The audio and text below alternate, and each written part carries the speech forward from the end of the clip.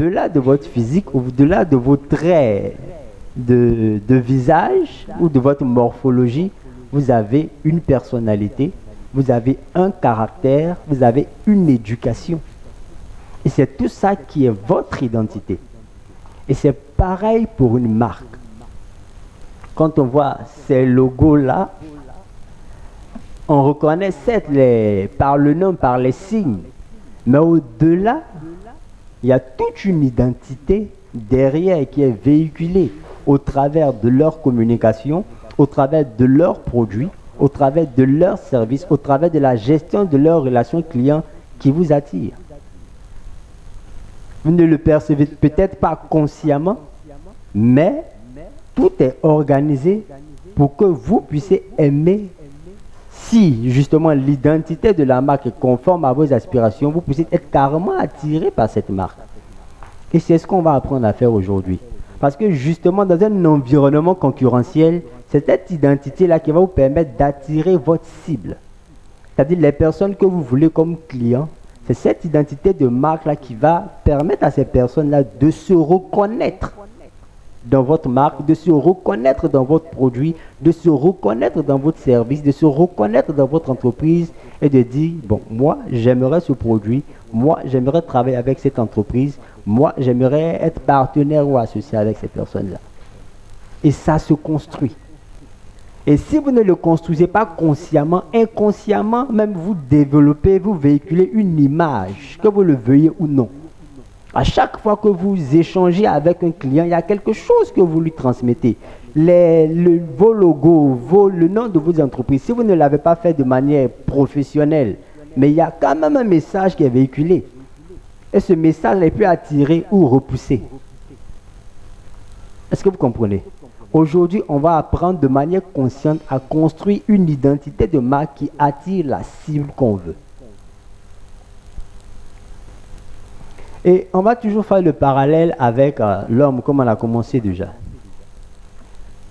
Je ne sais pas si vous le savez, l'ADN de l'homme contient toutes les informations sur cette personne. À travers l'ADN d'un fœtus de bébé qui n'est pas encore né, on récupère un peu de sang de la foie. Si on analyse l'ADN, on peut prévoir la couleur de ses yeux, la forme même de son visage, même les maladies qu'il est susceptible de faire, même les traits principaux de son caractère, il est possible de les identifier en analysant son code génétique. Ils sont allés plus loin, les scientifiques, ils sont en train de chercher à modifier les codes génétiques. Ils ont déjà réussi avec les produits alimentaires, c'est ce qu'on appelle les OGM. Ils ont changé le code génétique de certains produits, de certaines cultures, pour en faire des cultures qui résistent par exemple plus à certaines maladies ou bien qui se reproduisent plus rapidement. Ils veulent aussi le faire avec l'homme.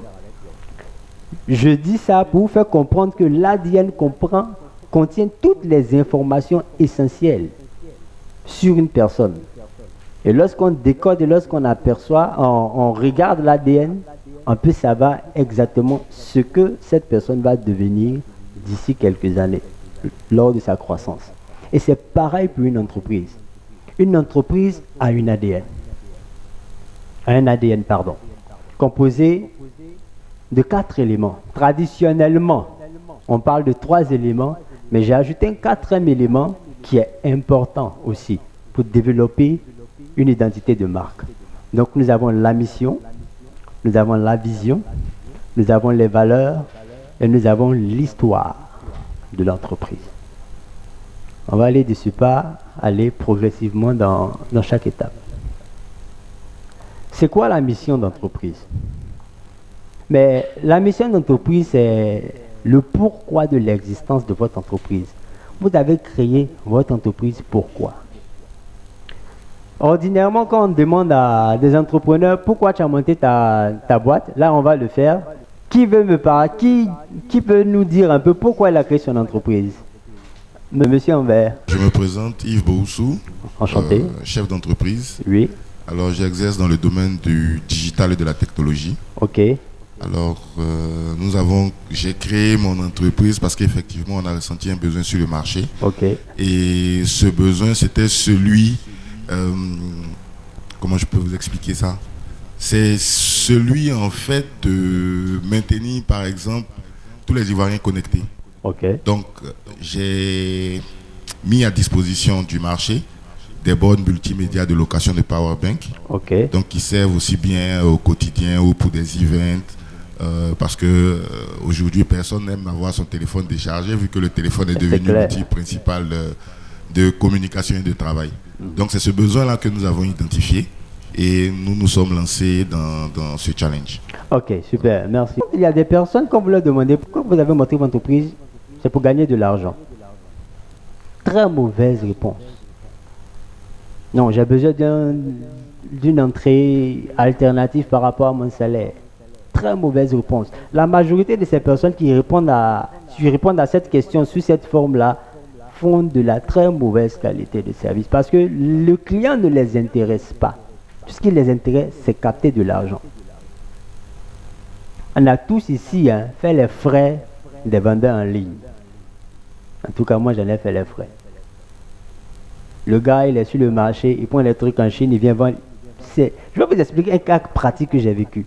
J'avais vu sur le net un appareil qui permettait de filmer avec un capteur de mouvement. Je me suis dit, c'est super pour faire les vidéos. Je commande, le gars vient me livrer, mais je suis prudent, j'ai dit au livreur, je teste avant de payer.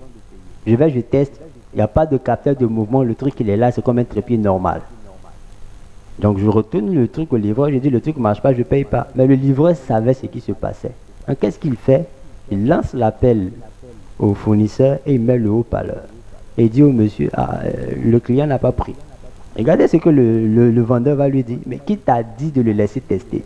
On t'a envoyé pour livrer, tu le laisses tester, pourquoi? Donc mon besoin ne l'intéresse pas. Mais ce genre de personnes, ils ne peuvent pas gagner beaucoup de clients. Tu as arnaqué une personne, deux personnes. Non?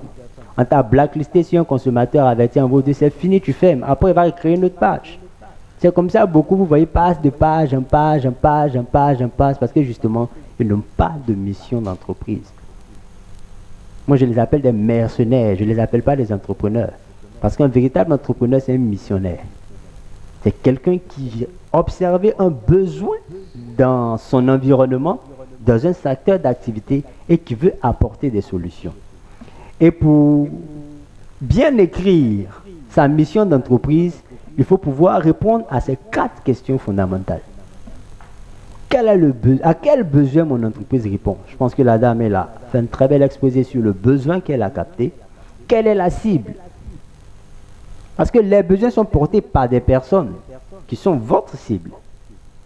Quelles sont les solutions que vous apportez?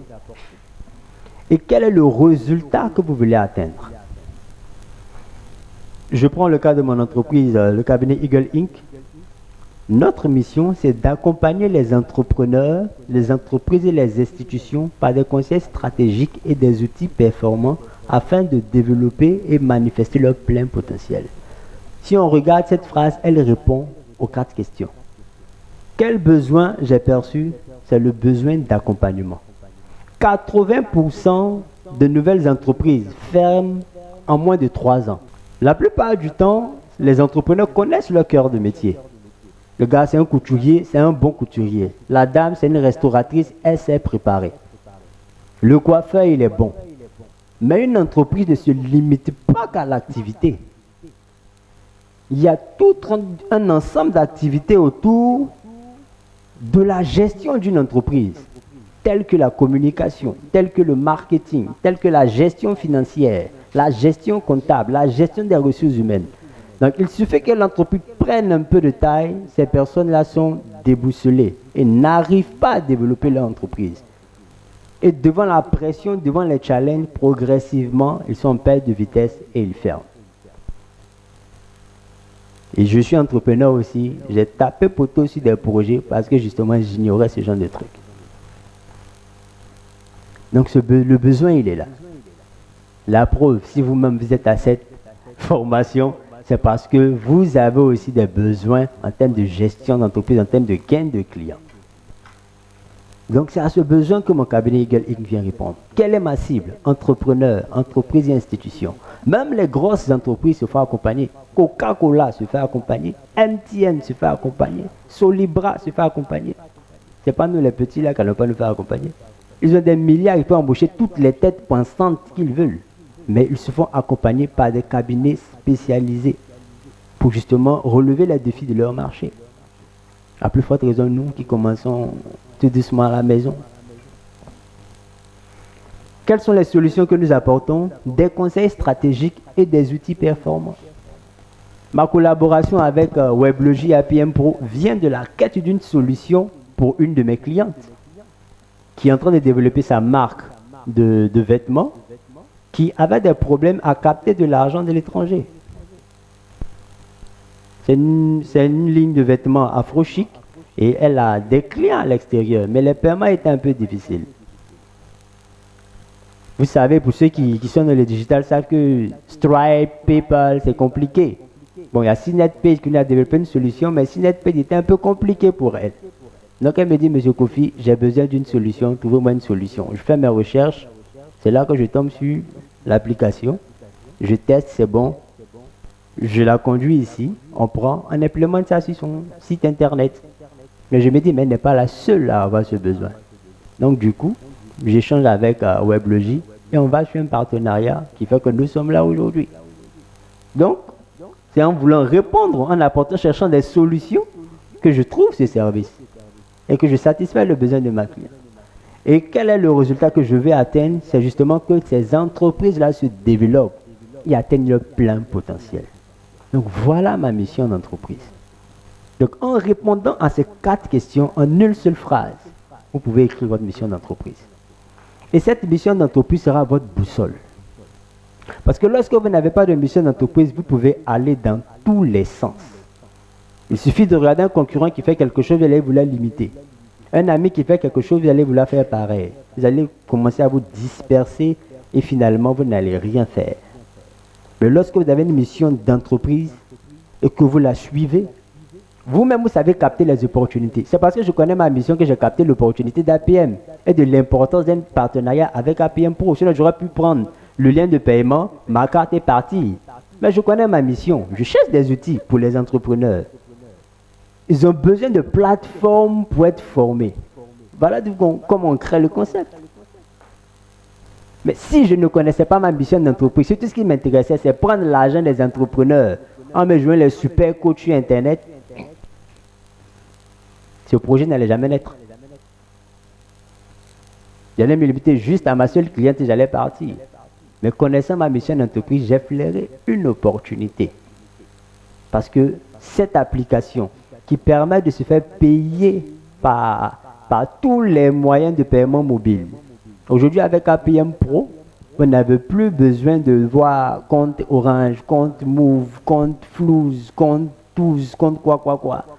Avec un seul lien de paiement, vous vous faites payer à travers tous les mobile money et aussi par Visa Card.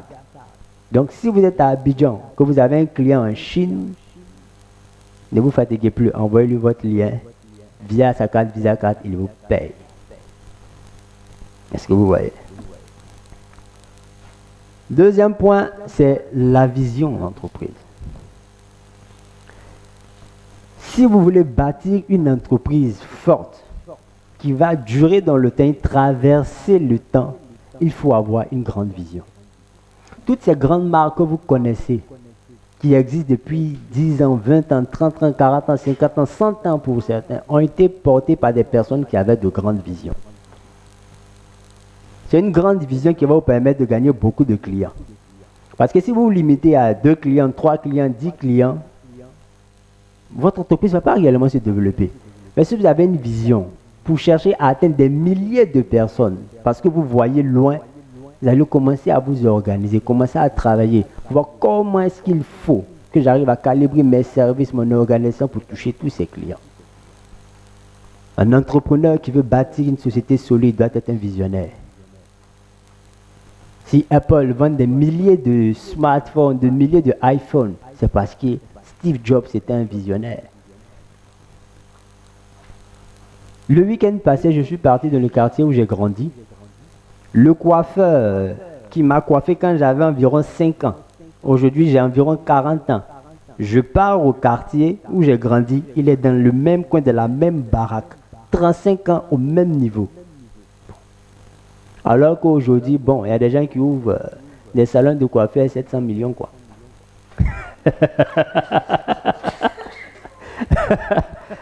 Mais lui, ça fait 35 ans, il a une baraque. Qu'est-ce qui n'a pas marché? Le gars, tout ce qui l'intéresse, c'est les 300 francs du jour, les 500 francs du jour. Bah, 10 000 francs le jour, ça m'intéresse. S'il avait une vision pour se dire, bon, moi, je veux une chaîne de salons de coiffure, le gars, il aurait aujourd'hui 10 salons de coiffure. L'autre gars, il avait son projet, il a eu son blé. Il a fait au moins 17, c'est quelque chose. Et si il est possible pour vous aujourd'hui, vos entreprises, d'atteindre ce genre de challenge. Mais il faut d'abord qu'en tant qu'entrepreneur, vous voyez loin, vous visiez loin. Donc une vision, c'est un idéal et un objectif à long terme que vous planifiez. Si vous ne rêvez pas suffisamment, on ne paye pas pour rêver, les gars. Elon Musk a rêvé aller sur Mars. Il est en train de partir sur Mars. Il est allé même, il est revenu. Il est allé faire son exploration spatiale, il est revenu. Mais ils ont rêvé, on ne paye pas pour rêver. Rêvez, rêvez. N'ayez pas peur de rêver. Alice a rêvé. Depuis sa chambre, toute adolescente, de se voir sur les Champs-Élysées. Elle vend sur les Champs-Élysées comme Coco Chanel. C'est possible. On ne paye pas pour rêver. Mais pourquoi on s'empêche de rêver? Mais après le rêve, maintenant, il faut s'organiser avec un plan d'action pour réaliser son rêve. Et les choses se font naturellement. Mais si vous ne rêvez pas, déjà, vous allez rester comme mon coiffeur, 35 ans dans votre petit local, quoi. Voilà. Donc moi, voilà mon rêve. Être un cabinet international représenté dans tous les pays du monde afin de favoriser l'épanouissement et le développement de toute la population. C'est-à-dire aujourd'hui, moi, ma vision, c'est que là où il y a un entrepreneur, Eagle Inc. soit là pour l'accompagner pour qu'il devienne grand. Si aujourd'hui, tous nos entrepreneurs sont bien formés et produisent des produits et des services de qualité, mais nous tous, on vit bien. Si tous les entrepreneurs sont bien formés, nous tous, on vit bien. Personne ne se fait arnaquer, tout le monde est satisfait parce que tout le monde sait bosser. C'est énorme comme vision. Même si de mon vivant, je ne vois pas l'accomplissement, mais au moins j'ai donné une ligne. Que ceux qui vont venir après moi sont tenus de suivre. Voilà pourquoi une vision, ça se partage. Votre mission et votre vision aussi, lorsque vous la partagez dans votre environnement, ça attire des connexions. C'est parce que j'ai partagé ma vision, c'est parce que j'ai partagé ma mission que la connexion s'est faite avec M. Kokodoko. Quand on a fini d'échanger net, il dit, toi, il faut que je te présente à mon boss. Le truc s'est fait naturellement, on y est allé. Ça se concrétise aujourd'hui. Mais si j'avais caché ma mission, si je n'avais pas écrit, si je ne pouvais pas la partager, cette opportunité, je ne l'aurais jamais eue. Pour avoir échangé ma vision avec des gens, aujourd'hui, je suis associé sur près de 5 projets de création d'entreprise dans mon secteur d'activité. L'un de mes partenaires, qui est celui qui gagne là-bas, qui a développé un business pour nous. Juste parce qu'on a échangé nos visions. Il a vu qu'on regarde la même dynamique, on voit les choses de la même manière. Le gars dit, Joe, il faut que je bosse avec toi. Donc, partagez votre vision va vous permettre de capter, au-delà même des clients, des connexions qui vont vous aider à développer vos business. Le troisième point, ce sont les valeurs. Même vos visions, même pour vos clients. Il y a des clients qui seront attirés par la vision que vous dégagez. Moi, ce qui m'attira à aller, c'est justement sa vision. Je suis un homme, je ne me promène pas un sac à l'Iwax. Mais je like toutes ses publications parce que j'aime sa dynamique. J'aime sa dynamique. J'aime sa vision. Une jeune dame, moins de 30 ans, qui se donne un challenge et qui bosse pour atteindre ce truc. Moi, c'est quelque chose qui m'a accroché. Ça n'a pas été facile, mais elle monte. N'ayez pas peur, rêvez et partagez, échangez. On ne peut pas voler votre vision. Ça fait partie de votre identité. Il n'y a pas deux personnes comme vous. Celui qui va essayer de le répliquer va se casser la tête. Il va faire quelque chose d'approximatif. Il ne fera jamais ce qui est en vous parce que vous êtes unique. Mais quand vous partagez, des gens, les associés qui sont disposés pour vous aider vont venir parce qu'ils croiront en vous. Même vos clients, quand ils voient que vous voyez loin, ils sont fiers d'appartenir. Ceux qui créent leur communauté aujourd'hui, qui ont 10 000 followers, 5 000 followers, parce que c'est quoi? c'est juste parce qu'ils présentent un téléphone. Non. C'est leur mission d'entreprise, ce sont leurs visions, ce sont leurs valeurs qu'ils partagent dans leurs publications, qu'ils partagent de leur expérience, qui font que justement les gens restent coachés sur leur page et décident de dire, bon, moi je m'associe. Pourquoi tout le monde aime l'iPhone? C'est un smartphone comme tout autre, avec c'est lui qui a créé, mais après, il y a plein de téléphones performants. Mais il y a le Think Different de Steve Jobs qui est derrière. Son idéologie qui véhicule depuis longtemps, qui est encore perpétuée aujourd'hui, qui fait que les gens sont fiers d'avoir un iPhone. S'il te plaît, je pense qu'il y a une dame qui m'appelle, elle doit être un peu perdue, si vous pouvez lui indiquer. Voilà, je me rappelle, elle m'avait contacté hier. Là. Donc communiquez sur votre mission, communiquez sur votre vision. Les clients, au-delà de votre produit, sera attiré, va dire, waouh, cette personne va voir loin. Cette entreprise a quelque chose de particulier, je pourrais me scotcher. Aujourd'hui, il y a des gens qui sont prêts à se sacrifier pour avoir un iPhone. 2-3 mois d'économie. Mais si ça peut faire allô, il y a beaucoup de téléphones. Mais au-delà de ça, c'est la mission, c'est la vision et ce sont les valeurs. Les valeurs, ce sont les vertus, les qualités qu'incarne votre entreprise. Si vous n'avez pas de valeurs, vous ne pouvez pas gagner beaucoup de clients. Si vous n'êtes pas honnête, si vous n'êtes pas intègre, si vous n'avez pas de bonnes valeurs morales que vous transmettez dans la gestion de vos clients, vous ne pouvez pas gagner beaucoup de clients. J'ai expliqué l'expérience que j'ai vécue. Vous pensez qu'un gars comme ça peut faire 5 ans sur le marché? Non, il va disparaître demain. Et aujourd'hui, ce sont les valeurs que les clients recherchent. Devant 10 propositions de services, 10 offres, le gars se demande, mais qui est le plus fiable?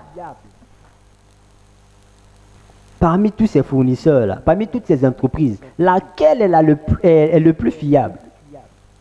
Mais c'est dans l'échange qu'il va avoir avec vous, le premier contact au téléphone. Aujourd'hui, il y a un phénomène, les gens ne savent pas utiliser les technologies. Il y a des gens qui croyaient des pâtes avec des réponses automatiques. Quand tu mets coucou, bonjour, date de livraison, lieu de livraison. Bon. Combien de personnes ont perdu des clients juste parce que le simple bonjour n'a pas été répondu? Alors que tout ça, ça se met aussi dans le répondeur automatique. C'est tellement basique. Mais aujourd'hui, là, tout ce qui les intéresse, c'est le blé. Tu as vu le produit, ça t'intéresse, tu vas avoir plus de renseignements. Coucou, bonjour, date de livraison, lieu de livraison. Bon, tu passes à autre chose. Mais quand la personne zappe comme ça, qu'elle tombe sur quelqu'un qui lui aussi lui répond, bonjour madame, bienvenue sur notre page, nous vous reprendrons dans quelques instants. La personne patiente. 2 minutes, il faut regarder, bonjour madame, comment pouvons-nous vous aider? Pof. Ça, c'est une valeur. Le respect du client, la courtoisie. Aujourd'hui, le malparlage est devenu une identité culturelle ivoirienne, est devenu un effet de mode avec les vendeurs en ligne. Mais ils ne savent pas qu'ils sont en train de se tuer comme ça. Parce que tu as fait 10 ventes aujourd'hui, le 11e client, tu lui parles mal, parce que tu estimes, parce que tu as eu 100 000 francs la journée, toi tu es arrivé. La personne te pose un peu de questions, tu es trop fâché, bon il s'est fait tard ou bien mon chien, tu lui parles mal. Ça fait qu'il y a des clients qui sont un peu tatillons, mais on est professionnel. Quand on est professionnel, on encaisse, on se calme. Et on répond comme il faut. L'absence de valeur tue beaucoup d'entreprises. Je vous donne encore un autre exemple. Ça fait 10 ans que moi j'utilise, bon on ne va pas citer les noms ici, l'Internet avec une société de téléphonie particulière. 10 ans, je n'ai pas de problème. Voilà une autre qui veut me démarcher. Me propose tout ça dessus, c'est bien intéressant. Mais moi, je regarde les retours d'expérience, tout est négatif. Les gens se plaignent. J'ai dit carrément à la commerciale qui m'appelle, mais je ne peux pas. Ça fait 10 ans que je suis avec celui-là, je n'ai pas de problème. J'ai même déménagé 2 fois, je n'ai jamais de problème de réseau. C'est quelque chose, même quand il pleut, même la connexion est bonne. Tu veux que je le laisse pour venir chez toi? Regarde tous les mauvais retours d'expérience que je lis. Elle dit, non, mais quand même, essayez. Si vous n'avez pas dit, mais je ne peux pas essayer. Il y a quelqu'un qui m'a déjà fidélisé. Les valeurs sont importantes. Et ce sont ces valeurs qui vous aideront à fidéliser. Parce que gagner un client, ce n'est pas juste prendre son argent. C'est le fidéliser pour qu'il recommence à acheter et qu'il vous recommande. Ayez des valeurs. Construisez vos entreprises autour de valeurs.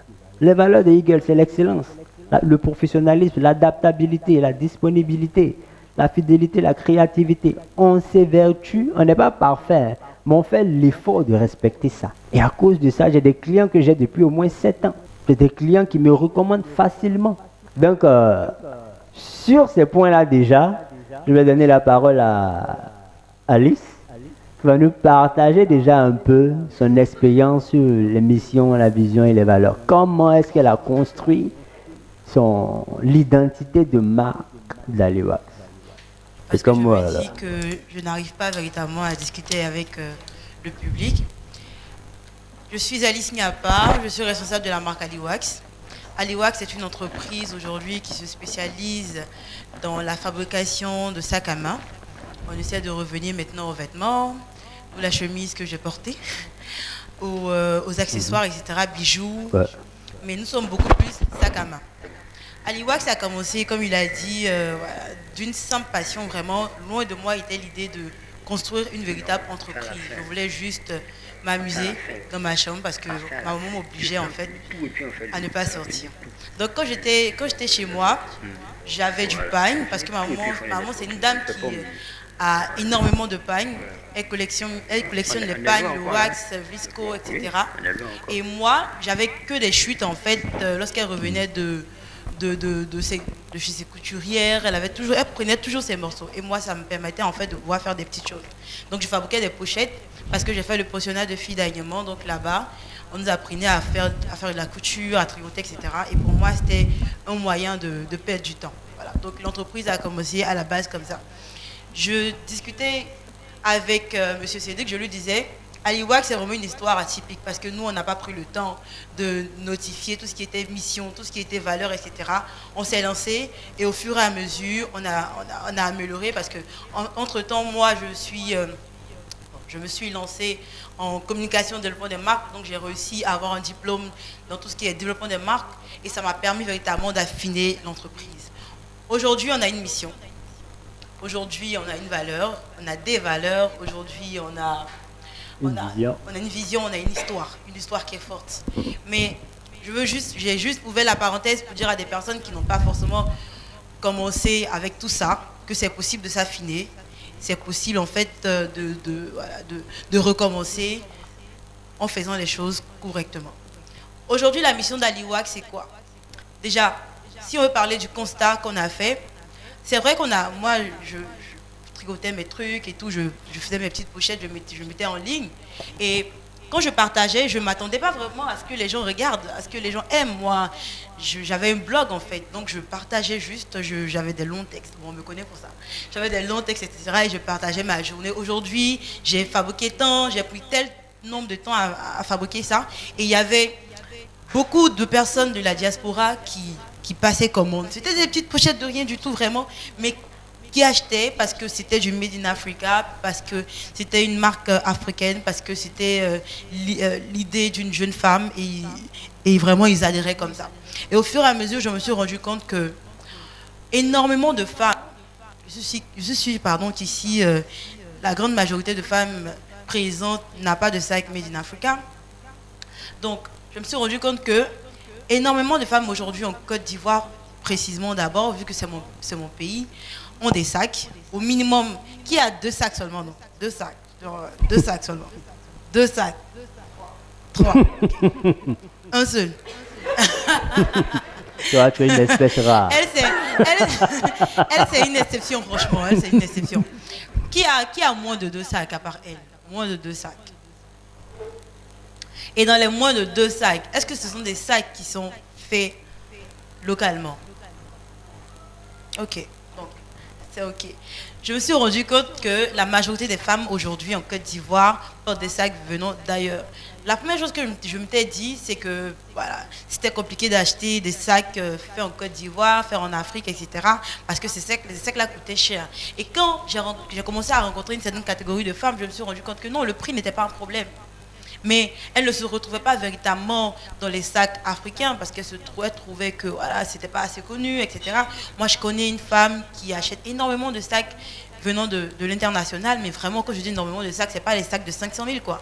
C'est-à-dire 1 million, 2 millions, 3 millions, elle n'a pas peur. Sa carte bancaire n'a pas de problème. Tant que le sac lui plaît, elle n'a pas de problème. Donc, vous vous rendez compte, pour ce genre de personnes-là, finalement, qu'est-ce qu'on constate? C'est que c'est l'industrie internationale qui est récompensée en réalité. Parce que c'est un sac, c'est vrai, mais en réalité, c'est l'industrie internationale que ces personnes-là nourrissent. Donc, nous, on a décidé, en fait, d'arriver à produire des sacs faits localement, faits en Afrique, qui donnent envie à toute catégorie de femmes de se vertir dans du Made in Africa. Voilà. On veut leur donner envie, en fait, d'acheter chez nous, d'acheter des sacs faits localement.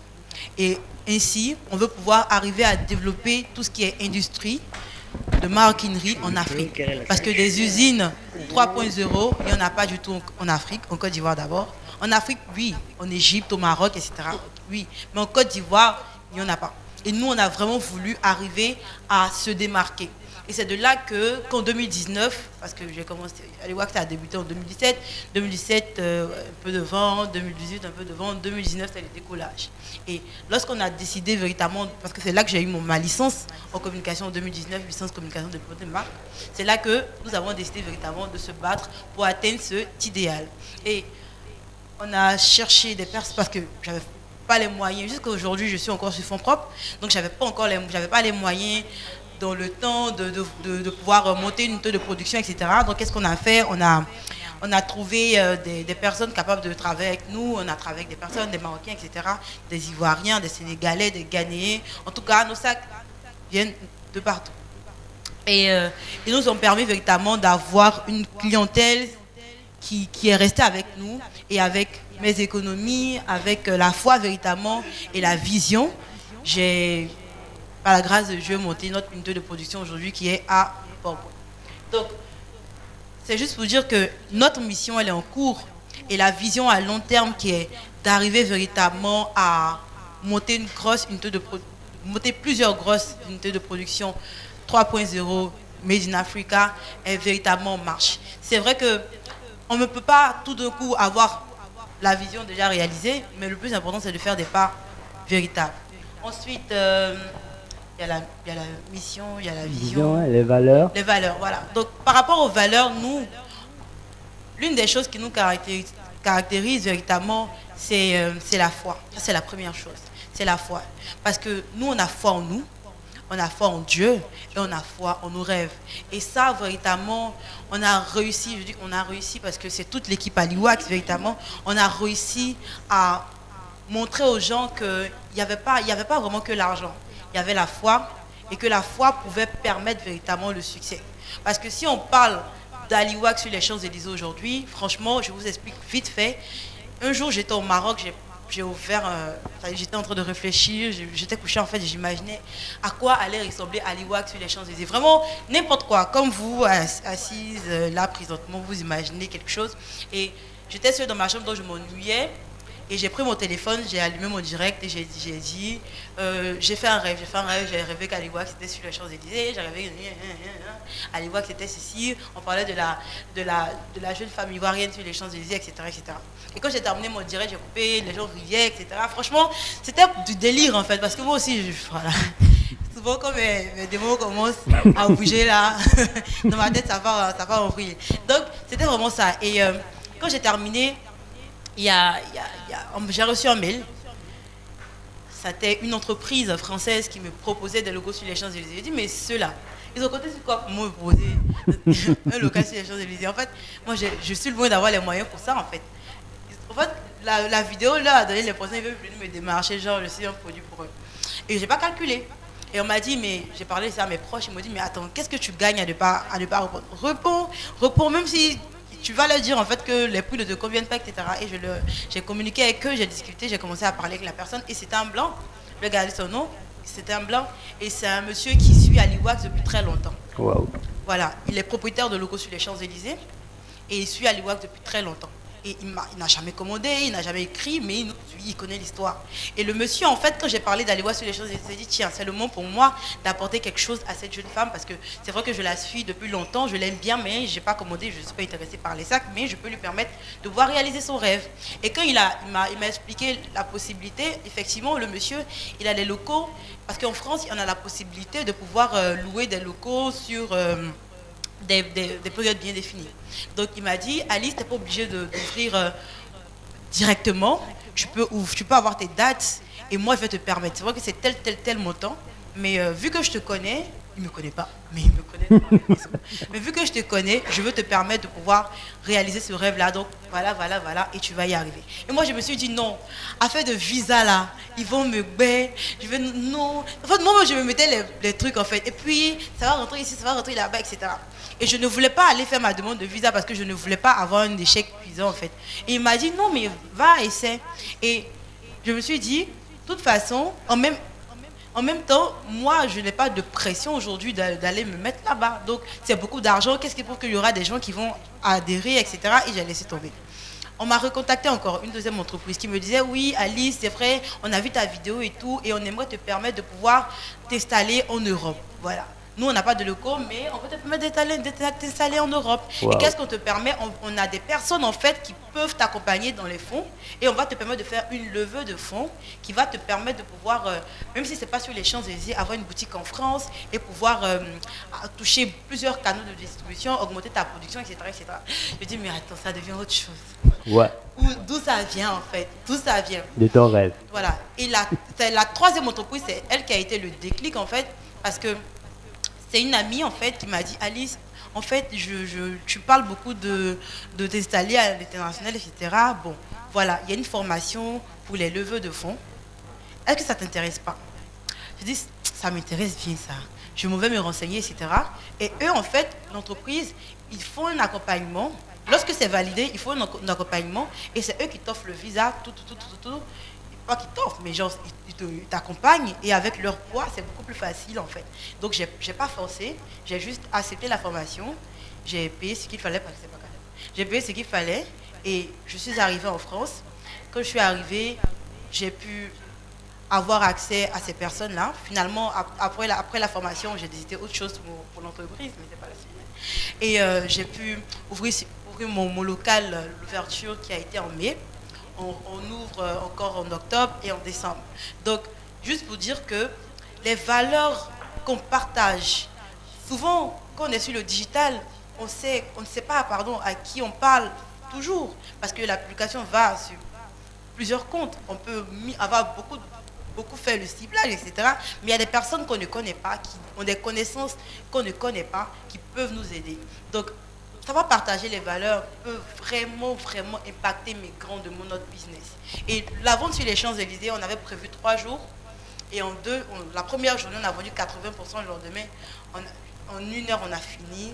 Je suis rentrée avec mes affaires et tout. J'étais très contente parce qu'il y a quelques jours en arrière, je n'aurais jamais pensé que ça pouvait arriver. Donc, véritablement, vos valeurs sont très importantes. Et les voilà. Elle a développé carrément le 4e point. Comment, à travers l'histoire de son entreprise, elle a cette opportunité d'être présente sur les Champs-Élysées comme Chanel, comme Dior, comme Gucci. La jeune Africaine qui a commencé son entreprise dans sa chambre, qui a rêvé un jour à l'hôtel, qui a partagé sa vision. On a parlé de ça tout à l'heure. Voilà un exemple de résultat. Je vous encourage à le faire. Vous ne savez pas les opportunités que vous pourrez avoir. On va avancer. Après l'ADN de l'entreprise, le deuxième point qu'on va voir, c'est la connaissance de sa cible. Lorsqu'on parlait de la mission d'entreprise, on a dit quoi? On vient répondre à un besoin qu'on a observé. Mais ces besoins-là sont portés par des personnes. Et si vous voulez gagner beaucoup de clients, il faut connaître votre cible. Un seul produit ne peut pas satisfaire tout le monde. Souvent, quand on demande à certains entrepreneurs quelle est votre cible, moi je vais vendre à tout le monde. Je vous pose la question. Est-ce qu'un seul savon peut plaire à tout le monde ici? Le sac là, il est joli, hein? Mais parmi vous, il y a des gens qui n'aiment pas le rouge. Pour certaines, c'est trop petit. Parce qu'elles se promènent avec des seaux souvent. Suivez mon regard. Hein? Donc, un seul produit ne peut pas plaire à tout le monde. Donc, si vous ne connaissez pas clairement la cible, eh bien, les personnes qui portent le besoin que vous avez identifié, il sera difficile pour vous de les convaincre. Donc, vous devez vous demander, mais pour qui je crée mon entreprise? Pour qui je crée ce produit? Si vraiment vous voulez toucher tout le monde, mais vous devez segmenter, c'est-à-dire quoi? Diviser tout le monde là en plusieurs cibles différentes. Imaginez une dame qui est dans le cosmétique. Le savon qu'il faut pour entretenir la peau d'un bébé n'est pas le même qu'il faut pour une jeune fille, n'est pas le même qu'il faut pour une femme d'âge mûr, n'est pas le même qu'il faut pour une vieille personne. Donc si elle ne segmente pas, un seul produit ne peut pas satisfaire toutes ces personnes.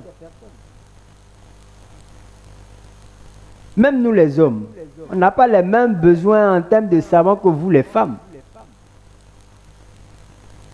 Il faut connaître sa cible. Il faut connaître les besoins et connaître les caractéristiques de cette cible. Et on va voir rapidement quelques points importants qu'il faut connaître sur sa cible pour pouvoir justement élaborer sa stratégie. Il y a ce que j'appelle les données socio-démographiques, c'est-à-dire le genre, qu'on soit homme ou femme. Sur certains produits, sur certains services, on n'a pas les mêmes besoins. Donc il faut savoir, ton produit, tu le fais pour les hommes ou tu le fais pour les femmes. Aliwak, elle ne fait pas ça pour hommes. Bientôt. Ok, on attend alors. La tranche d'âge. Les besoins d'un enfant ne sont pas pareils que les besoins d'un adolescent, ne sont pas pareils que les besoins d'un adulte, ne sont pas pareils que les besoins d'un vieillard. Le niveau social. C'est important lorsque vous allez aborder votre stratégie de prix. Dans la vie, il y a la classe basse, on va l'appeler comme ça, la classe moyenne et la classe élevée, on va le dire ainsi. Au moins 3 classes. Mais toutes ces 3 classes n'ont pas le même pouvoir d'achat. Donc si vous décidez de faire des produits pour tout le monde, mais il ne faudrait pas que vos produits-là aient des coûts exorbitants. Si vous décidez de faire du luxe aussi, mais ne venez pas proposer des trucs à 1000 francs. Très souvent, on voit ça sur Internet. Montre de luxe Rolex 15 000. Ne vous foutez pas de nous quand même. Berlucci 15 000. Qu'on a pris de Berlucci? Non. Ça passe pas. Il y a des gens qui vont acheter, ouais. Mais la vraie cible qui aime le luxe ne va jamais acheter vos produits. Parce qu'il y a une dissonance, il y a un décalage entre le coût de votre produit et le prétendu luxe que vous voulez faire. Donc le niveau social est important. Donc si vous voulez être dans le luxe, vous devez connaître la mentalité, les besoins, les désirs, les exigences. À ce niveau là-bas, on parle d'exigences. Parce que dans le luxe, Joe, les gars, ils ont des désirs fous. Quand le gars il veut une chaussure personnalisée, s'il veut une chaussure en croco d'alligator albinos, tu vas chercher pour lui donner. Hein? C'est ce qu'il veut. Il a l'argent pour te... Même si tu veux 1 million d'euros pour lui faire sa chaussure, il va te donner. Mais lui veut sa chaussure en croco albinos. Là-bas, on parle d'exigence même de goût. Ensuite, il y a la situation géographique. Je vais prendre un exemple clair. Regardez Dabali Express. Elle n'a pas ouvert n'importe où. Hein. Je vous pose une question. Est-ce que c'est dans tous les quartiers on peut manger foutu sauce graine à 5 000? Hein? Ah. Bon, pourquoi elle n'est pas partie par n'importe où? Hein? Elle sait où elle a déposé ses restaurants. Donc, si vous ne connaissez pas les zones géographiques où se trouve votre cible, vous allez rater beaucoup de choses. Et si vous voyez ces informations-là, pour ceux qui font un peu de sponsoring, ce sont les informations qu'on vous demande. Parce que Facebook, justement, a toutes ces informations-là sur nous. Hein. Quand tu veux ouvrir ton compte Facebook, tu renseignes ça. Ton genre, la date de naissance, ton niveau social n'a rien à faire avec la situation géographique. Deuxième point très important, quels sont les besoins de la cible dans mon secteur d'activité, dans le marché dans lequel je vais? Quels problèmes les gens ont? Quels besoins ils ont? Il faut pouvoir déceler ça. Parce que pour satisfaire un client, il faut savoir ce dont il a besoin, pour répondre justement à ce besoin. Mais aujourd'hui, beaucoup d'entrepreneurs travaillent pour eux. Ce produit me plaît. J'aime ceci, j'aime cela. Imaginez un instant une restauratrice qui aime manger épicé. Elle décide d'ouvrir son restaurant et ses piments sont manqués dans toutes ses sauces. Vous êtes sûr que tout le monde va manger là-bas? Non. Mais si elle regarde dans son environnement, quels sont les goûts de ses clients? Elle peut savoir quels sont les mets qu'elle doit faire, les mets qu'elle ne doit pas faire, comment ajuster ses assaisonnements. Mais beaucoup d'entrepreneurs commettent cette erreur de créer leurs produits et leurs services selon leur propre ressenti. Vous ne travaillez pas pour vous. Même si on vous appelle CEO, votre patron, c'est le client. S'il ne paye pas, vous fermez. C'est lui le boss. Connaissez votre boss. Qu'est-ce que votre boss aime? Elle a perçu le besoin. Elle a sorti les produits. Il y a affluence. Il y a affluence.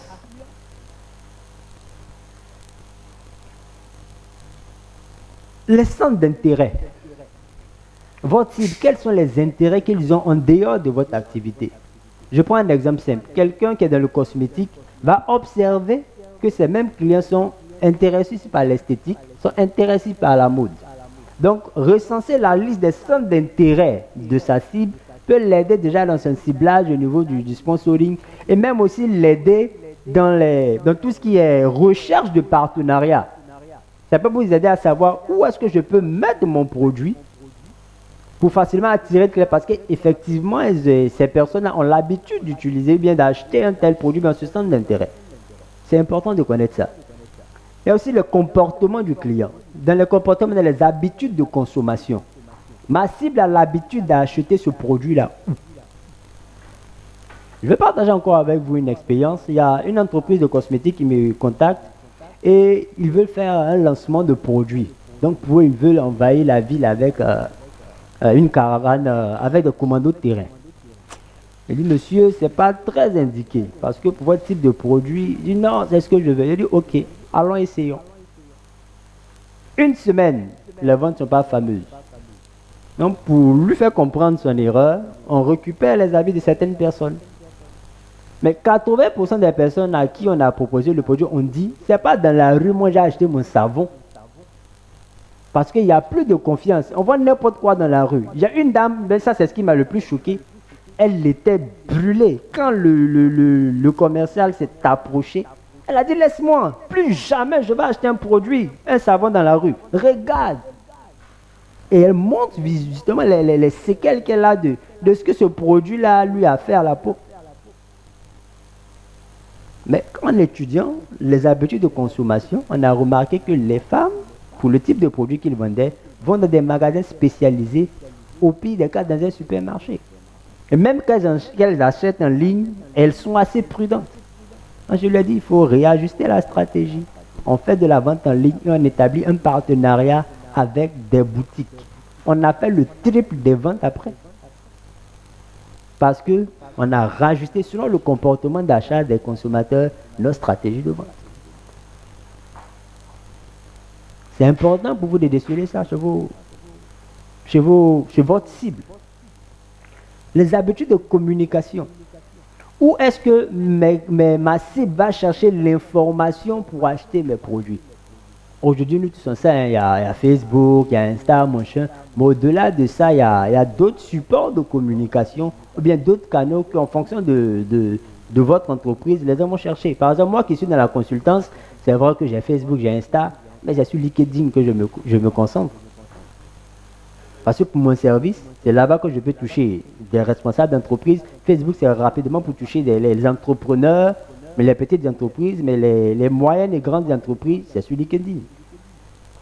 Sur Facebook, tu ne peux pas avoir un directeur commercial. Si Facebook va s'appeler Michou le milliardaire, tu ne peux jamais savoir que c'est lui. Eh bien, Donald Deschamppoupou. Lui, elle est DG d'une boîte quelque part là-bas. C'est sur LinkedIn que tu peux voir son vrai profil. Donc, en fonction de votre cible, il y a des canaux de communication précis sur lesquels vous devez aller pour communiquer, pour aller chercher des partenaires ou bien aller chercher carrément votre clientèle. C'est important de savoir. Donc, lorsque vous avez toutes ces informations-là, qu'on appelle le profil de la cible ou le persona, vous connaissez l'identité de votre cible. Vous savez comment ils fonctionnent, qui ils sont. Et il est plus facile pour vous maintenant, dans votre stratégie d'entreprise, d'élaborer vos produits, votre stratégie de prix, votre stratégie de communication, pour justement les appâter et les attirer. Si vous ne connaissez pas votre cible, vous allez passer à côté de beaucoup de choses. Vous allez faire des produits qui ne les intéressent pas. Vous allez faire des produits trop chers parce que vous ne connaissez pas leur niveau social. Vous allez vous mettre sur des plateformes où ils ne sont pas. Il y a beaucoup de gens qui se fatiguent sur Facebook alors que c'est sur Insta les clients les attendent. Je vous conseille en même temps pour développer votre marque Instagram. Facebook c'est la rue, c'est le marché d'Adjamé. Instagram c'est là-bas que les gens ont ce chic là pour aller écouter réellement les trucs. Une page Instagram en termes de développement de marque est plus conseillée. WhatsApp c'est utilisé pour l'entretien de la gestion des clients. LinkedIn, c'est lorsqu'on va dans le B2B. Il faut connaître tout ça. Mais c'est en connaissant les habitudes de communication. Savoir aussi comment les clients aiment communiquer avec leurs fournisseurs. Aujourd'hui, on sait que tout le monde aime WhatsApp. Donc si tu n'as pas WhatsApp Business, tu rates quelque chose, quoi. Avec une de mes clientes, souvent je lui dis... quand on travaille sur les sponsoring, il dit moi c'est pas les likes qui m'intéressent. On a besoin des clients. Donc j'oriente tout, la plupart du temps, vers son lien WhatsApp. Mais quand on lance les publications comme ça, elle-même elle est fatiguée. J'ai trop répondu. Les clients, toujours à moi demandent cotation, dit ma chère, tu veux client non?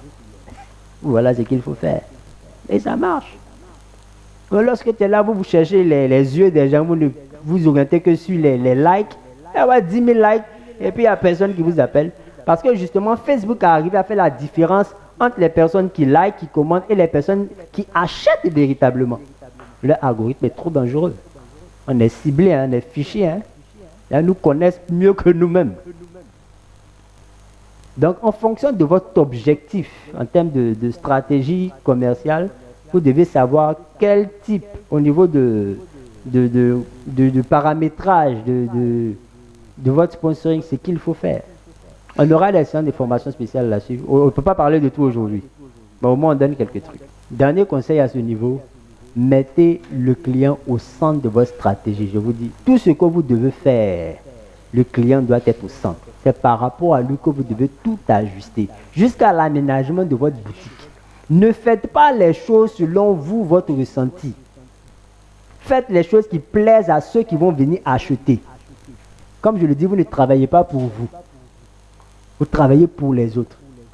Si tu aimes le bleu, que ta cible n'aime pas le bleu, ne mets pas le bleu dans ton entreprise. Troisième point. Alice, on peut changer là-dessus. Comment tu as rajusté, parce qu'on a échangé là-dessus une fois, je pense. Comment tu as rajusté par rapport aux besoins de ta cible? Par rapport à la cible, c'est vaste. Et en même temps, c'est ce qu'on disait la dernière fois, dans mon cas, c'est au fur et à mesure que j'ai ajusté tout ce qui était cible en fonction des différents produits que j'avais. Il veut profiter de l'œuvre. Donc, il cherche ce qu'il y a de meilleur. Il cherche le meilleur rapport qualité-prix. Donc, si vous ne faites pas d'études de marché pour savoir ce qu'il y a de meilleur pour vous faire mieux, vous allez vous épuiser dans vos laboratoires quand vous sortez, vous êtes dépassé. Vous êtes blasé. Moi, je pense personnellement que les études de marché approfondies doivent vraiment se faire sur les secteurs déjà connus, qui sont véritablement déjà en marche et structurés. Voilà. Il y a énormément de secteurs en Afrique, en Côte d'Ivoire par exemple, où c'est pas encore structuré, où il y a presque personne sur le marché, etc., etc. Et beaucoup de ces grands aujourd'hui se sont lancés sans forcément faire une grosse étude de marché en fait. Donc moi je pense que c'est possible de commencer. Connaître son marché, oui. Connaître son marché, on va obligatoirement connaître son marché. En tout cas pour une personne qui voit une entreprise grande et qui a une vision. Voilà. Mais une étude de marché, c'est pas adapté à tous les secteurs. En fait, c'est pas incontournable. Voilà. C'est pas incontournable. Il est possible, en fait. Moi, je dis, toutes les études de marché que j'ai fait pour rentrer dans certains business, en fait, quand j'ai vu toutes les personnes qui étaient déjà là, tout ce qui était déjà fait, etc., ça m'a plus démotivé que motivé, quoi. Franchement. Parce que quand tu veux te rester dans le sac à main, puis tu vois Aliwax, tu fouilles trop dans l'histoire de la marque et tout, le temps que tu vas faire pour toi, là, tu laisses tomber. Hein. Vous n'êtes pas d'accord? Si vous n'êtes pas d'accord, dites-moi. Karine Aurélie, gérante de la boutique en ligne Mama Ben Shop, qui est spécialisée dans la vente de sacs, chaussures et vêtements. Vêtements, là, je vais enlever. Ok. Pourquoi? Je viens. Ok. Aussi, je suis assistante de direction dans une entreprise de la place. Super. Donc, je disais, elle n'a pas menti. Hein. Vas-y. Comme on le dit, lorsque tu as une vision, tu suis tes concurrents pour voir, pas pour faire du copier-coller, mais pour voir un peu l'évolution et puis comment est-ce que toi tu peux te positionner. Mais quand tu t'en vas regarder, moi c'est mon modèle qui est là. Parce que d'abord, on connaît d'abord l'évolution de la, comment on appelle, la mentalité des femmes de maintenant. Elles sont maintenant dévouées plus battantes. Même si c'est ma petite soeur, mais elle est mon modèle. Quand je vais sur sa page et je regarde ce qu'elle fait, je dis, aïe. La dernière fois, c'est une grande soeur qui m'a motivée. Elle dit, tu crois en Dieu, tu as une vision, fonce. Je dis, quand je regarde Aliwax, c'est comme moi j'ai venu présenter comme ça et puis les gens vont venir acheter. Donc déjà, elle n'a pas menti. Mais après aussi, quand tu sais où tu veux aller, quand tu as une vision, quand toi-même là, tu sais ce que tu veux devenir demain, tu t'y mets et puis tu fonces quoi. Maintenant, concernant, moi j'ai une préoccupation concernant la cible. Comme je disais, pourquoi est-ce que je vais laisser les vêtements? Je me suis trompée en regardant chez ma voisine d'à côté qui vendait des vêtements une fois. Et Seigneur, je lis les commentaires, je vois intéressé, dit, on dit robe ça là, ça a marché. J'ai soulevé une robe là pour venir. J'ai regretté. J'ai dit plus jamais je vais faire ça encore. Parce que ma cible, d'abord pour moi, comment est-ce que j'ai défini la cible? C'est d'abord mon entourage. Comment est-ce que mon entourage adopte mon produit? Et moi, je ne tape pas poteau dans la vente des sacs et chaussures. Et c'est ce que j'ai remarqué. J'ai dit, mais pourquoi ne pas plus me développer dedans et puis, comment on appelle ça, revoir la qualité des sacs pour plus répondre à leurs besoins. Donc, mon goût, c'est sur mon goût. Moi, je regardais pour me voir au pays, je me dis que j'ai tellement de goût, alors que mon goût ne peut pas être le goût de tout le monde. D'autrui. Donc, c'est ça qui me fatigue un peu. Comment communiquer dessus pour pouvoir faire le bon choix? Ok.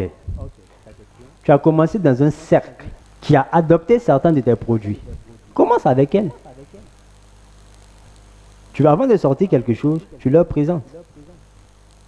Comme elles apprécient. Des personnes en tout cas franches. Voilà. Comme elles apprécient. Parce que tout le monde n'a pas les moyens de faire de grosses études de marché dans lesquelles on va aller faire des enquêtes terrain pour prendre l'avis de tout le monde. Mais commence dans ton entourage. Après ton entourage, les premiers clients à qui tu as déjà vendu, mais que tu as déjà fidélisé, demande-leur. Comment vous appréciez mon produit? Comment vous appréciez mes services? Qu'est-ce que je dois améliorer? Qu'est-ce que vous aimez? Le profil va se dessiner. La dernière fois, on a échangé, elle m'a partagé quelque chose, elle n'a pas ressorti ici. Avant, elle m'a dit qu'elle faisait elle faisait plein de choses, elle est créatrice à la base. Donc, au-delà, avant, ce n'était pas que les sacs, il y avait plusieurs choses. Mais elle a remarqué que 80% de ses ventes étaient orientées sacs. Donc, du coup, elle a réduit je peux dire le travail qu'elle mettait sur les autres produits pour se concentrer sur ses sacs. Buzz. Parce que justement, elle n'a pas fait d'études au début, mais elle a rattrapé ça en cherchant. Voilà pourquoi je n'ai pas mis comme thème, faites une étude de marché. Voilà pourquoi j'ai mis connaître son marché. Parce qu'on peut le faire avant, pendant, pour aller loin. Si vous ne le faites pas, arrivé un moment, ça va vous rattraper. Dans ton cercle immédiat, déjà, tu as un peu le ressenti. Comme elles apprécient, qu'est-ce qu'elles aimeraient avoir en plus. Ça va te donner déjà une idée. Maintenant, si tu as déjà une page, il y a la possibilité de faire des sondages. On fait des sondages sur les pages. Si tu trouves que les gens ne sont pas trop intéressés, toi, il faut les intéresser. Bon, si vous remplissez ce formulaire, je donne 10% de réduction sur votre prochain achat. Mais répondez à mes questions. Mais après, tu analyses. Sur cette analyse-là, tu sauras clairement ce que ta cible veut. Et tu vas calibrer tes produits. Ça fait que tu regardes à côté, ça marche. Mais est-ce que vous avez les mêmes cibles? Ta voisine et toi, peut-être vous n'avez pas les mêmes. Voilà pourquoi justement tu as raté. Sa cible n'était pas ta cible. Ce qui a plu à ses clients, elle n'a pas plu à tes clients. Oui. Mais ce qui m'a frappé, c'est qu'elle a dit, en fait, elle tape pas poteau sur tout ce qui est vêtements. Non, je suis récap. Voilà. Vêtements, elle a tapé poteau. Alors, je voulais apporter une petite contribution. Vas-y, on est là pour ça. En fait, généralement, quand vous ne tapez pas poteau sur quelque chose ou bien sur un article, par exemple, vous pourrez faire ressortir la tendance. On suppose que vous ne tapez pas poteau vous avez déjà un noyau de 50 clients. Ou par exemple, les chaussures sortent facilement, on va dire. Faites ressortir la tendance en étudiant les données de cette cible. Vous reprenez les mêmes données de la cible que vous repartez en sponsoring. Exact. Ou bien vous repartez tout simplement dans tout ce qui est marketing de contenu, avec de la communication que vous orientez sur ça. Donc en gros, elle a dit aussi que sa cible, en fait, c'est son entourage. Donc c'est de faire ressortir dans mon entourage, parmi les 50 personnes, il y a forcément une tendance qui ressort. Voilà. Peut-être la tranche d'âge. Un profil commun. Exact. Peut-être la psychologie, les habitudes de consommation, les lieux, etc. En fait, ça va vous permettre de rapidement faire votre fiche persona que vous allez utiliser et essayer de répondre avec sûrement un budget publicitaire en ligne pour tester et puis évaluer. Voilà un peu. Merci beaucoup, Laconte. On est unanime maintenant. Hein? Qu'on soit des fonceurs comme Monsieur et Alice, ou qu'on soit prudent comme Madame Didi, il est important de connaître son marché, que ce soit avant ou après. Mais s'il y a une affaire de gros sous, pardonnez, faites avant. N'attendez pas de perdre des millions avant de dire ça me chercher à connaître ma cible. Si c'est pour commencer avec un petit capital, vous savez que ça ne va pas trop déranger vos économies, ok. Mais si c'est une affaire de gros sous, tu vas aller prendre près 15 millions dans la banque, tu dois rembourser. Tu vas aller passion, ma chère. Ça va être dur. Hein? Donc, qu'on fasse avant, qu'on fasse après, connaissez votre marché. Connaissez vos concurrents. La cible, on a déjà vu. Un point aussi qui est important, c'est connaissez les lois qu'il y a sur votre marché, la législation. Je vous donne un exemple. J'ai un de mes clients qui est dans le transport. Il importe les véhicules du Canada. Mais la loi qui est sortie, qui a réduit le nombre d'âge des véhicules et les taxes qu'ils ont ajoutées sont en train de tuer son business. Il se trouve qu'il est mieux d'acheter une voiture ici, chez concessionnaire, que forcément d'importer une voiture de moins de 5 ans avec toutes les taxes. Souvent, ça revient plus cher. Et il m'a dit que même le prix des voitures aussi a augmenté là-bas. Donc, du coup, même les acteurs locaux qui sont dans tout ce qui est commerce de voitures, comme ils appellent, les concessionnaires locaux, ont des problèmes aujourd'hui. Parce que le changement de la loi, là, est venu changer carrément l'environnement du marché. Toujours dans le sens de connaître son marché. Je pense que on fait une étude quand on a des données empiriques sur le marché. Oui. Alors, je lance une activité pour laquelle il n'y a pas de données empiriques. Comment je fais? Je suis obligé de me lancer forcément à vue. C'est vrai que je vais faire, je vais essayer de rédiger mes 7 étapes. Donc j'ai ma vision, j'ai ma mission, j'ai mes valeurs, j'ai mon historique.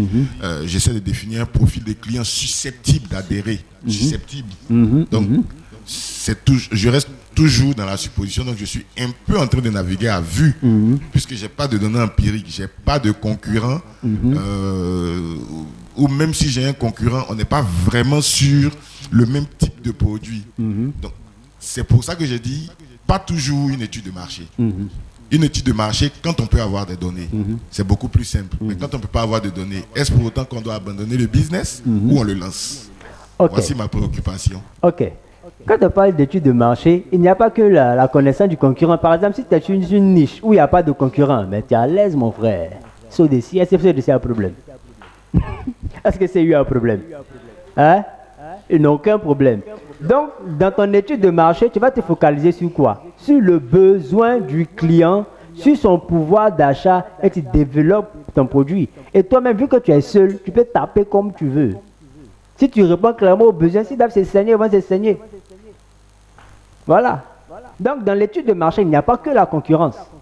Voilà. Et un autre point aussi, pour avoir des données plus pratiques, tu peux regarder des personnes physiques que tu connais qui ont le besoin de ce service que tu fais. Tu échanges avec eux. Ça va te donner des données plus réelles. Vous savez, effectivement, en Afrique, on a des difficultés à avoir des données vraiment... Parce que, heureusement qu'il y a Sika Finance aujourd'hui qui fait un bon travail pour nous. Qui essaie de collecter ces informations et qui nous les donne. Mais c'était compliqué avant. Mais déjà, avec comme elle a fait, avec son cercle immédiat, des personnes qui correspondent à ta cible, tu peux déjà avoir des bouts d'informations sur les besoins, ne serait-ce que les besoins. Si tu n'as pas de conclusion, mon cher, tape fort. Fais comme ceux des CIE. Le temps que tes concurrents arrivent, tu as déjà au moins un peu de cash en poche. Voilà. Et le quatrième point que nous allons voir, c'est définir son objectif de marque. Qu'est-ce que l'objectif de marque? C'est le positionnement que vous voulez pour votre produit, pour votre entreprise. C'est l'idée maîtresse que vous voulez laisser dans la tête de vos clients. On va faire un petit exercice. Quand vous voyez ce logo-là, vous pensez à quoi? Mercedes. Quels sont les mots qui vous viennent à l'idée lorsque vous voyez ce logo, quand vous voyez Mercedes? Voiture, luxe, solidité, confort, quoi? Allemagne. Ok. Donc qualité, classe. Qui a pensé classe? Confort, quelqu'un l'a dit, luxe. Si je vous dis Suzuki, chinois, pratique, boîte d'allumettes, quoi encore? Accessible.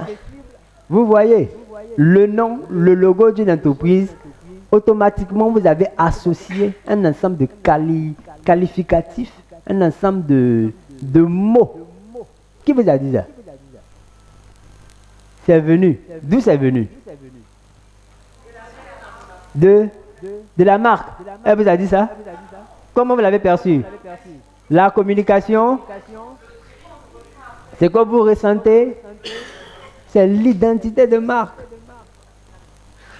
Donc, ils ont soit communiqué ou vous-même vous devez définir une image particulière à l'expérience que vous avez vécue avec ce produit. Pour une marque comme Mercedes, tous les mots qu'on veut faire sortir là, ce n'est pas fait par hasard. Ils ont travaillé leur identité de marque pour justement que vous puissiez avoir ce genre de pensée, ce genre de qualificatif lorsque vous pensez à cette marque. Donc aujourd'hui, si quelqu'un d'entre vous veut une voiture confortable, de luxe, solide, ça veut qu'il y a beaucoup de voitures qui répondent à ces critères, mais vous allez penser Mercedes, vous allez penser quoi encore? BM, Land Rover, et après, au fur et à mesure, en fonction du pouvoir d'achat, de plein de paramètres, vous allez finalement aller sur une marque bien précise. Et c'est ça l'objectif de marque. Il est important pour vous aussi de calibrer votre identité de marque pour que des gens, en pensant à votre entreprise, aient justement un certain nombre de qualificatifs et de valeurs qu'ils associent à votre entreprise. Et ça se fait comment? Déjà, on a déjà vu tout ce qui est mission, valeur, machin, mais c'est dans la pratique, dans la qualité de votre produit. dans votre communication, dans la relation avec vos clients, que vous devez justement appliquer, matérialiser justement cette idée maîtresse. Comme je le dis, tout doit être contrôlé, tout doit être maîtrisé. Si vous ne le faites pas, chacun va se donner une image. Je ne pense pas que Suzuki, lorsqu'ils ont créé leur voiture, ils ont pensé boîte d'allumettes, comme a dit Adam. Mais elle, c'est ce qu'elle ressent. À cause de Yango aussi. Bon, voilà. Ils n'ont pas pensé boîte d'allumettes, c'est tellement qu'ils ont pensé utile, moins cher, accessible. Mais ils n'ont pas pensé boîte d'allumettes. Je suis sûr que si l'ingénieur avait pensé boîte d'allumettes, il allait faire un peu plus grand. Parce que boîte d'allumettes, c'est quand même préservatif. Voilà. Voilà. Donc vous voyez, donc dans la création de votre identité de marque, il est important pour vous d'avoir un objectif. Qu'est-ce que je veux que mon client pense lorsqu'il entend le nom de ma marque? À quoi je veux qu'il pense? Quel mot, quel adjectif, quelle valeur? Il y a des marques qui ont tellement réussi que des articles carrément portent leur nom. Quand on dit Frigidaire, Frigidaire, ce n'est pas le nom d'un truc, c'est une marque. Donnez-moi un Lotus. Ça, c'est qu'à Abidjan. Donnez-moi un Kleenex. Je veux Omo. Je veux un Bic. Mais pourquoi? Ils ont travaillé leur identité de marque sur le produit à tel point qu'ils sont tellement forts qu'on associe carrément l'identité du produit à la marque. Si vous réussissez ça, c'est fini, le game est gagné. Mais ce n'est pas évident aussi. Hein. Il faut vraiment être sur un secteur où il n'y a vraiment pas de concurrent assez nouveau. Là au moins, voilà, vous pouvez espérer. Bien, il faut qu'Aliwax crée un modèle de marque qui n'ait jamais existé, qu'on finisse par l'appeler un Aliwax. Là, c'est sa créativité qui va parler à ce niveau. Donc, c'est important. Parce que si vous ne maîtrisez pas ça, un collaborateur ou bien une mauvaise qualité de produit a fait qu'on va vous donner un qualificatif péjoratif comme boîte d'allumettes. C'est bon? Ok. Et tout ce qu'on a vu jusqu'à présent, lorsque vous le rédigez, le document final que vous avez, c'est ce qu'on appelle un brief de marque. C'est-à-dire ce document-là contient l'identité de votre marque. C'est quelque chose que vous devez avoir. Ne commettez pas cette erreur qu'un de mes clients m'a dit un jour. Il m'a dit tout cela c'est de la paperasse. J'ai ri. C'est quelqu'un à qui on m'a recommandé, qui avait des difficultés dans son entreprise et qui au-delà de la stratégie, voulait que je gère le pôle commercial de son entreprise. Donc, quand je suis arrivé, commencé à faire mon audit. Parle-moi de ta vision. Histoire là, il n'y avait rien. Lui, il veut vendre seulement. Avant moi, il a fait 1 an avec 12 personnes, sans aucune vente. Les seuls marchés qu'il a eu, c'était les marchés de lui-même ses contacts. Mais les personnes n'ont fait aucune vente. Donc, il les libère tous. Et un jour, il croise un contact qu'on a en commun, dit, je cherche quelqu'un qui va m'aider à développer mon entreprise, la personne donne mon numéro. Donc quand j'arrive, pendant 1 mois, moi je travaille sur son identité. Mais pour le monsieur, il a l'impression que moi je suis là, j'écris son mot au bureau. Un jour en réunion, on avait me dit, oh monsieur Kofi, fait de la paperasse. Il a commencé à arriver. 3 mois plus tard, y compris la Covid, on était à 7 millions de chiffres d'affaires. À un événement comme ça, l'État assis là. Puis il a dit, oui, c'est la paperasse là qui m'avait fait en 3 mois, ce que des gens n'ont jamais fait en 12 mois. Pour lui faire comprendre que c'est important. On néglige cela, surtout que c'est trop bien, c'est trop académique, ou bien moi je sais pour les grosses entreprises, je suis désolé. Si vous ne faites pas ça, il y a un niveau de développement que vous n'allez jamais avoir. Il y a un niveau de croissance que vous n'allez jamais avoir. Quand on veut être grand, on est grand dans sa tête. Faites comme Aliwax. Elle s'est vue c'est aujourd'hui qu'elle se voit sur les Champs-Élysées. C'est arrivé. Même si votre entreprise commence à la maison, voyez-vous comme une multinationale. Comme je l'ai dit, on ne paye pas le rêve. Et comme on dit généralement en Côte d'Ivoire, de la manière que tu te vends, c'est comme ça que tu te prends. Vends-toi comme un grand. C'est maintenant qu'il faut travailler comme un professionnel. C'est maintenant qu'il faut avoir des procédures. C'est maintenant qu'il faut s'organiser pour être fort sur le marché. C'est pas parce qu'on est grand qu'on a de l'argent. C'est pas parce qu'on a de l'argent qu'on est grand. C'est parce qu'on est grand dans la tête que finalement la prospérité arrive. Tout commence de l'intérieur. Donc, tout ce qu'on vient de faire, ce n'est pas du bavardage. Voilà pourquoi dans mon organisation, j'ai prévu quelqu'un qui justement a l'expérience, qui a les preuves. Parce que souvent, quand on donne ce genre de formation, les gens pensent qu'on bavarde, ça va servir à quoi? Ah, l'IWAX. Commencer dans sa chambre, elle est sur les Champs-Élysées. Elle a tout ça, elle a appliqué tout ça. Que ce soit pendant ou avant, d'arriver à un moment, elle a vu l'importance, elle y est allée. Donc, je vous encourage. Écrivez votre brief de marque. Écrivez la mission. Écrivez la vision. Écrivez les valeurs. Travaillez sur le profil de votre cible. Elle a donné son témoignage parce qu'elle a mal ciblé. Elle a raté carrément la sortie d'un de ses produits. Ça ne pardonne pas. Ça va vous demander du travail, mais c'est important.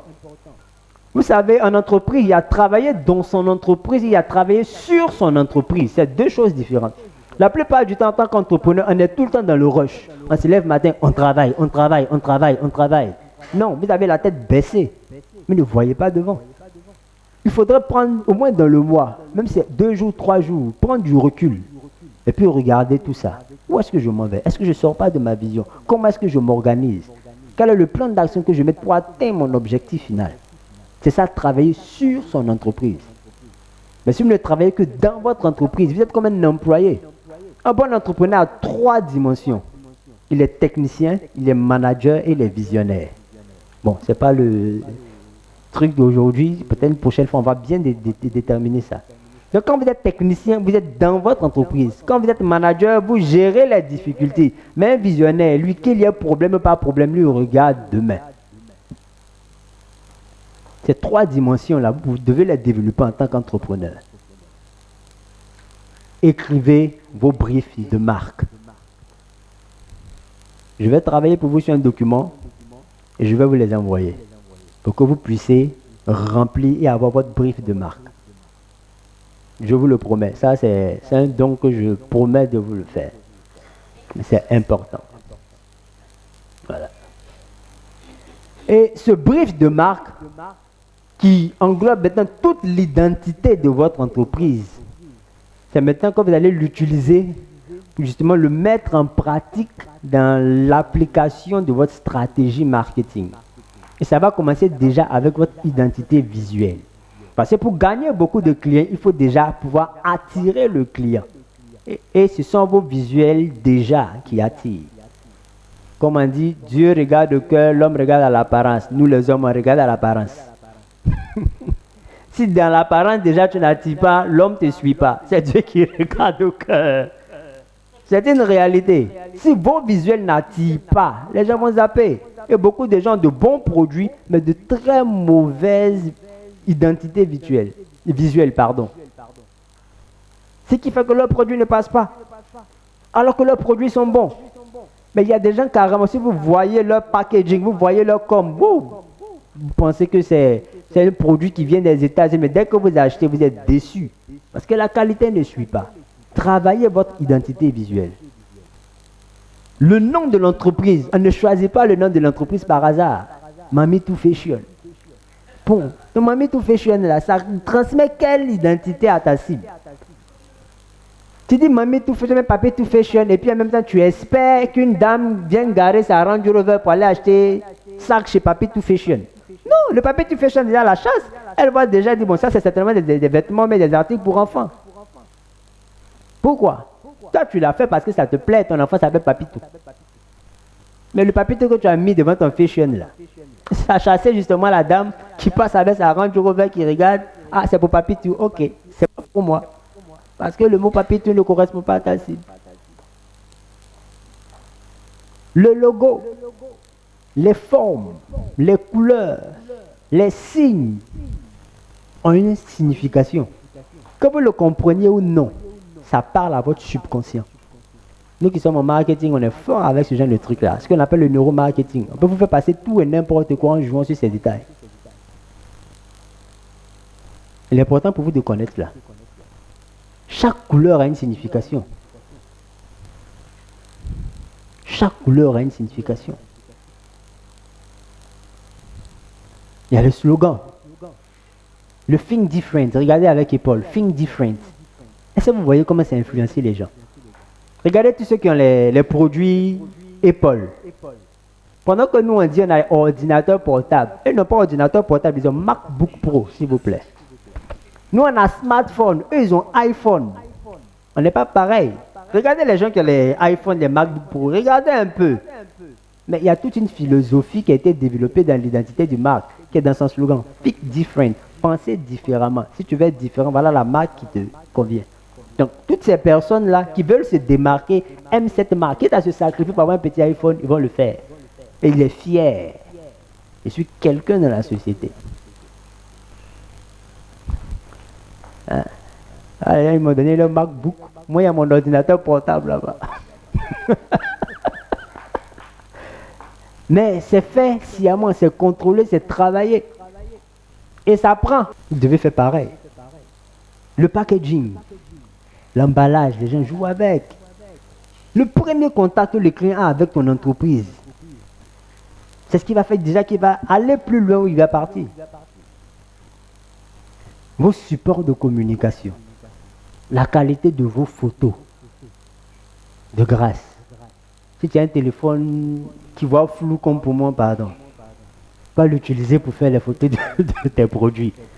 Parce que ton produit peut être bon, mais la photo que tu mets sur Facebook là déjà fait fuir le client. Une manière de dire qu'il faut vraiment, dans notre projection, chercher à faire de la qualité. On peut commencer vrai avec un bas de gamme.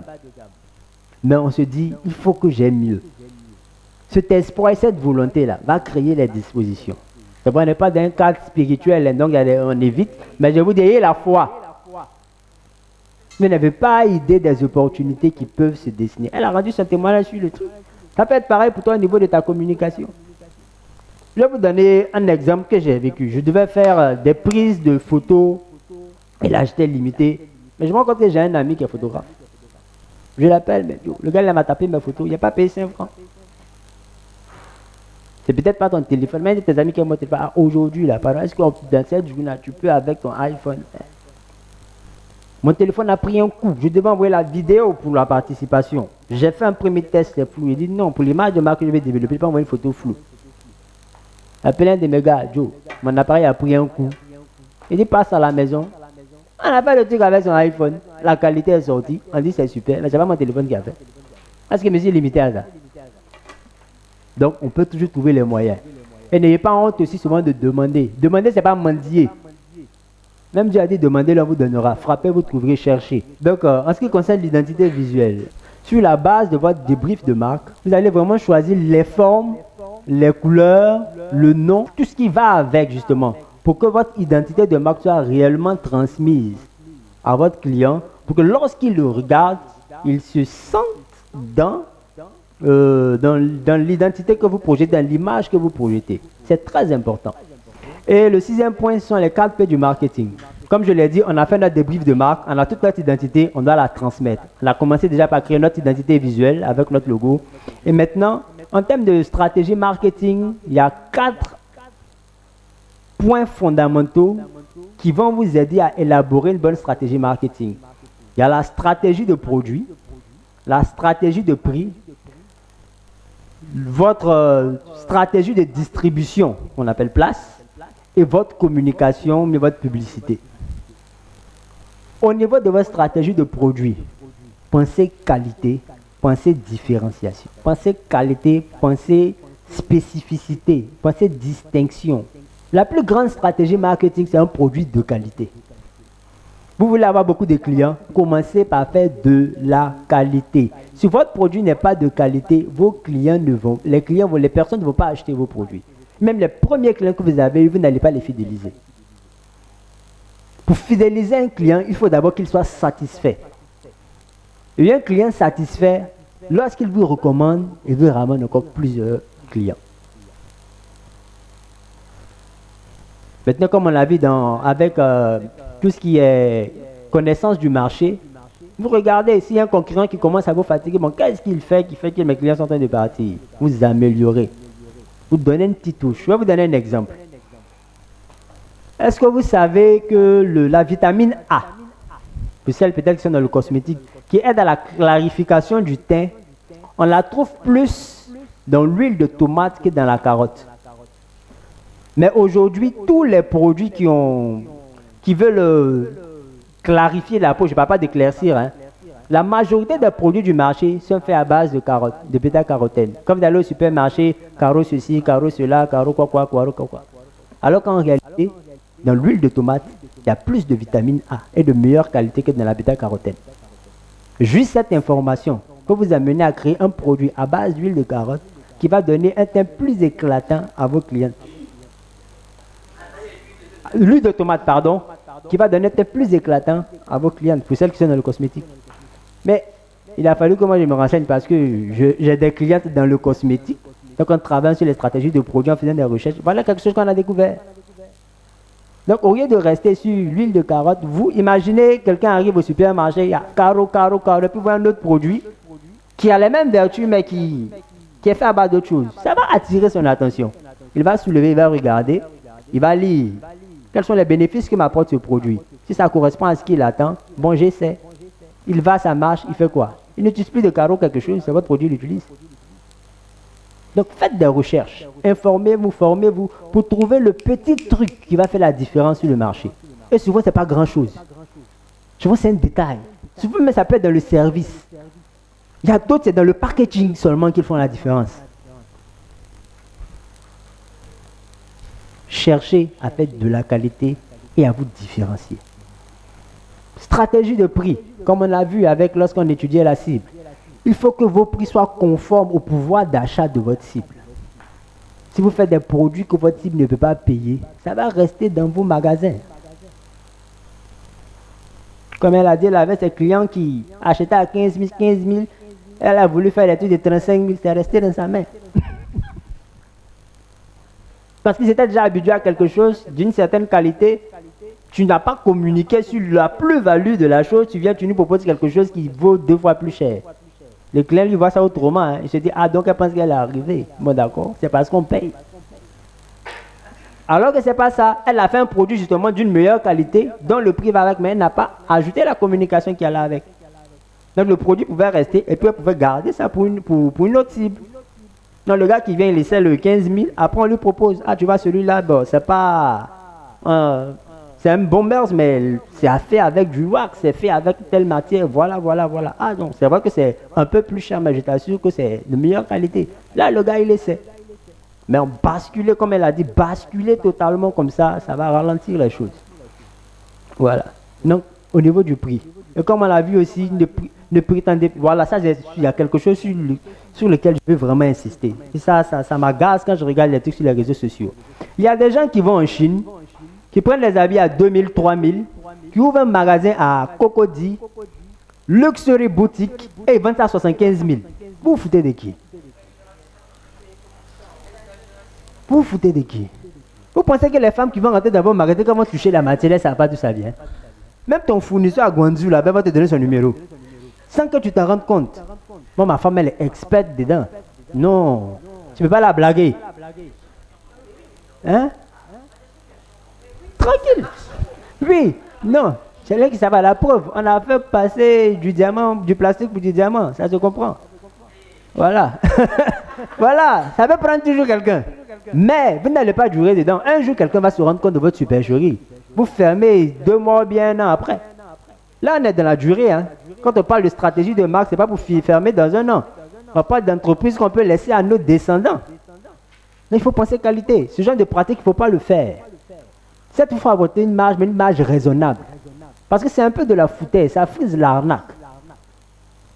Pour un produit à 3 000, tu veux le revendre à 75 000 juste parce que tu as mis luxury sur toi, ton magasin. Bon.